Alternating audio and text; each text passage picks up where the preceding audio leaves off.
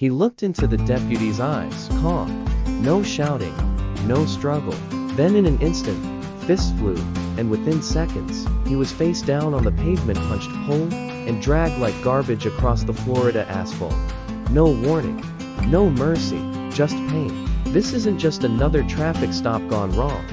This is a viral video that ripped through social media like wildfire and left millions asking one terrifying question. If this is what they do when cameras are rolling, what happens when they're not?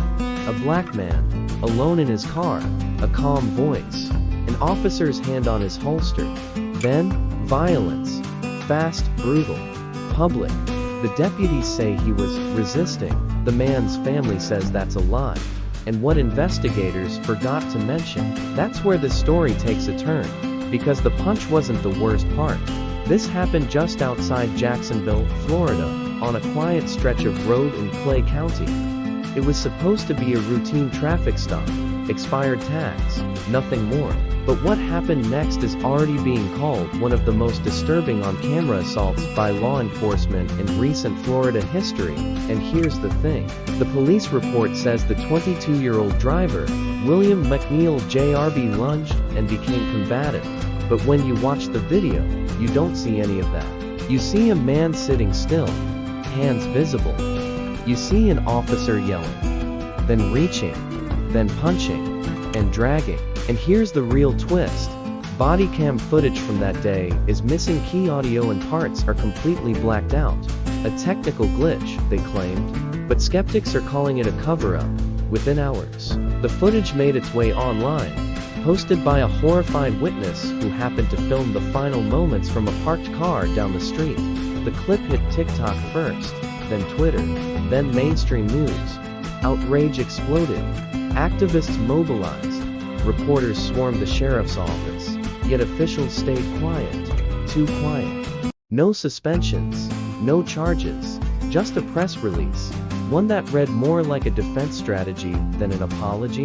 The subject was non-compliant and posed a threat to officer safety. But what threat? Where's the weapon? Where's the lunge? And why are multiple angles of the incident still being withheld? We dug deeper, and what we found changes everything.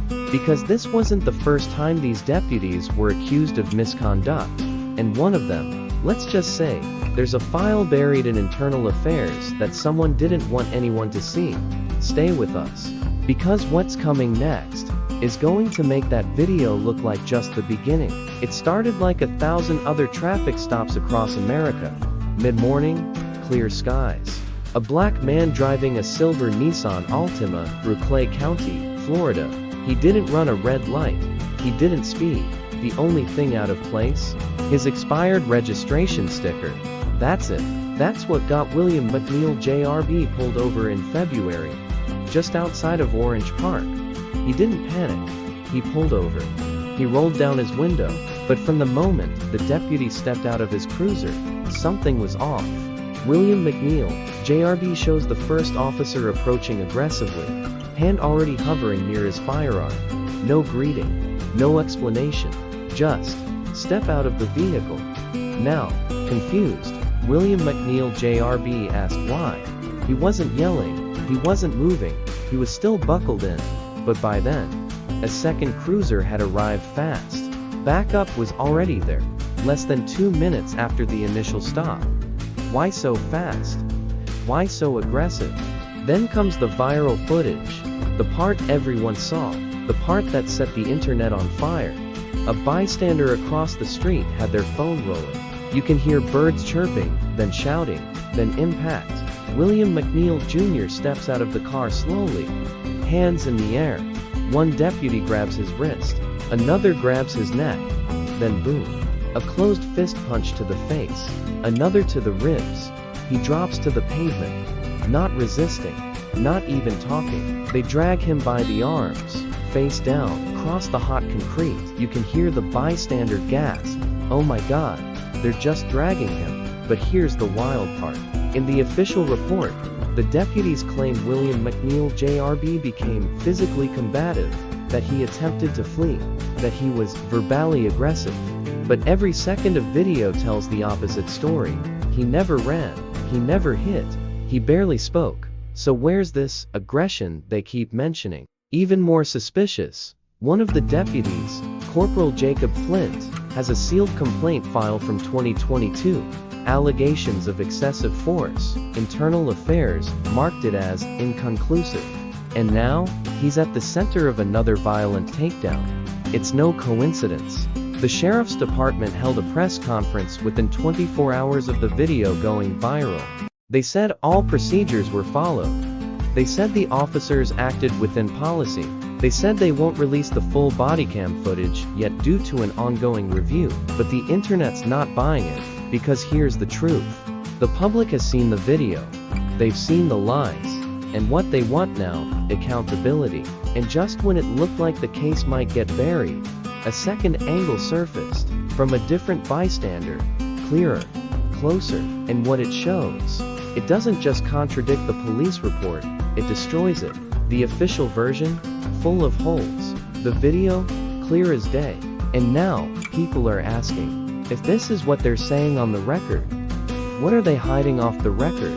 According to Corporal Jacob Flint and Deputy Reyes, William McNeil JRB was agitated, verbally combative, and tried to reach toward his waistband. They claimed he posed an immediate threat to officer safety. They said force was necessary, but when you line up that report with the footage, nothing matches.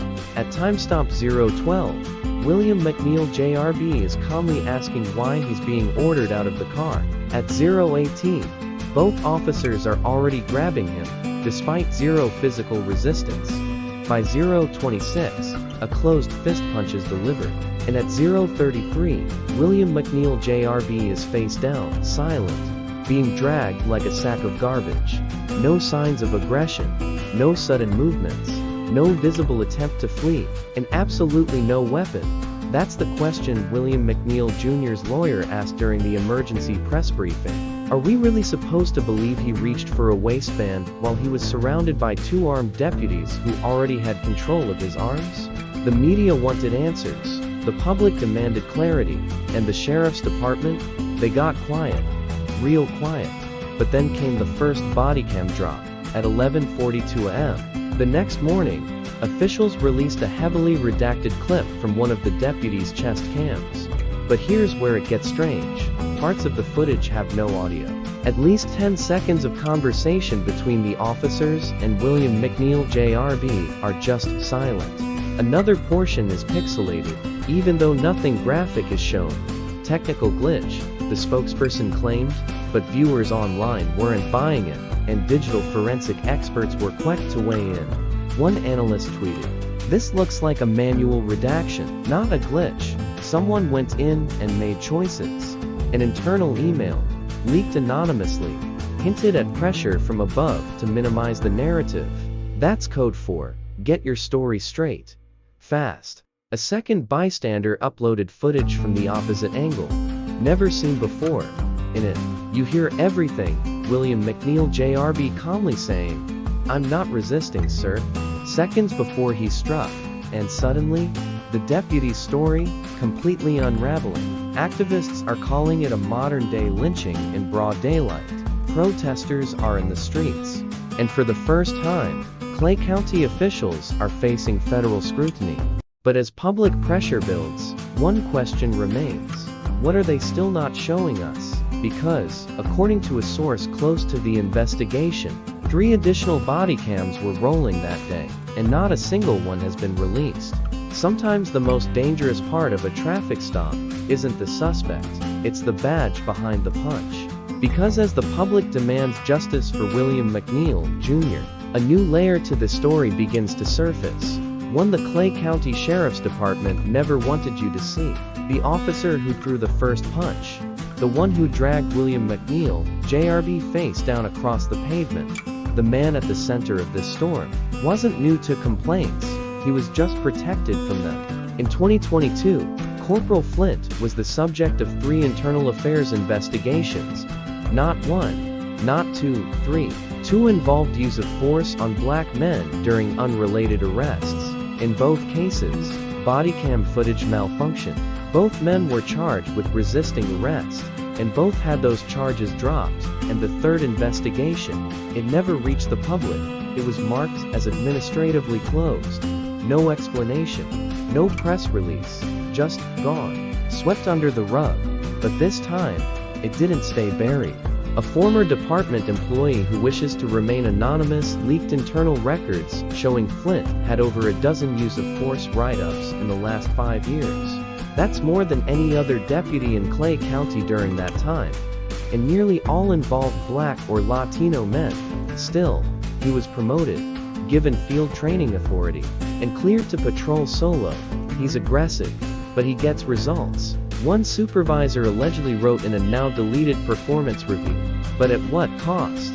Meanwhile, the second bystander video was gaining steam. Over 4 million views in 24 hours. And with the internet watching closely, people began digging deeper. One TikTok user compared Flint's stance and takedown technique to footage from a different viral incident in 2021, and found an identical move. Same officer, same punch, same dragging, different victim, same silence. An ex-deputy came forward, publicly, on the record, in an interview with a local podcast. He said, "We were trained to escalate, not de-escalate." They called it command presence, but what it really meant was, hit first, explained later. He also confirmed there was a fourth camera running during William McNeil Jr.'s arrest, mounted inside the cruiser, and that footage, still unreleased, still under review, still missing from the timeline. Civil rights attorneys are now calling for a Department of Justice intervention. They believe the entire department may be systemically suppressing evidence in use of force incidents, and the Clay County Sheriff's Office, they've gone completely silent. William McNeil Jr.'s life was almost taken on a roadside in daylight, his mother said during a candlelight vigil, but the real threat didn't start with one punch. It started years ago when someone gave that man a badge and never took it back. The video lit the match. The cover-up fed the flames. But what's burning now? The entire department. They're facing collapse. After the second bystander video went viral, protests erupted across Florida. Marches in Jacksonville, rallies in Tallahassee, hundreds demanding answers for what was now being called the Clay County cover-up. William McNeil Jr.'s face, bloody and bruised, became a national symbol, a reminder of how fast compliance turns into violence. The sheriff's office scrambled to get ahead of the outrage. They promised transparency. They promised a full review. They promised to release all footage within 72 hours. But when the deadline came and went, nothing. No cruiser cam. No full-length body cams. No audio transcripts. Just silence and redacted reports. And the public, they weren't having it. Civil rights attorneys filed emergency motions to force the release of all video evidence. State representatives called for an independent investigation. The NOC demanded federal oversight. And then came the pressure from inside. A series of anonymous emails were sent to local media outlets, each more damning than the last. Subject line: "They're hiding more than footage." The emails detailed how evidence had allegedly been altered post-incident, including time stamps edited on footage logs and officer statements coached by higher-ups. At first, no one could confirm the sender, until a whistleblower stepped forward. Meet Eric, not his real name. A civilian IT contractor hired to service Clay County's body cam servers. He agreed to speak with reporters off-camera, voice distorted. "I was told to delete backup logs," he said.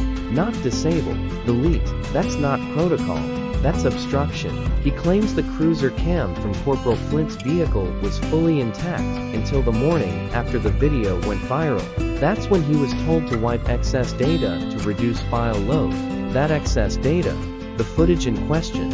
Meanwhile, tensions boiled over. During a community meeting, the sheriff himself was shouted down by angry residents. People chanted "say his name," and held up signs that read, "We saw the video. Why are you lying?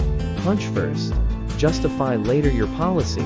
But the most explosive moment, a leaked memo from inside the department, verified by a local journalist. stated that 3 deputies involved had already consulted legal counsel. One was reportedly considering resignation, another had gone on sudden medical leave. Why? Because they knew what's coming. The Department of Justice has now launched a formal civil rights probe. Clay County deputies are under federal review, and the sheriff's silence. It's starting to sound a lot like guilt. This wasn't just a bad arrest. This was a system operating exactly how it was designed to protect itself, not the people. And just when you think this story can't get darker, someone goes missing. He said he had proof. He said he saved copies. He said the truth would come out, no matter what.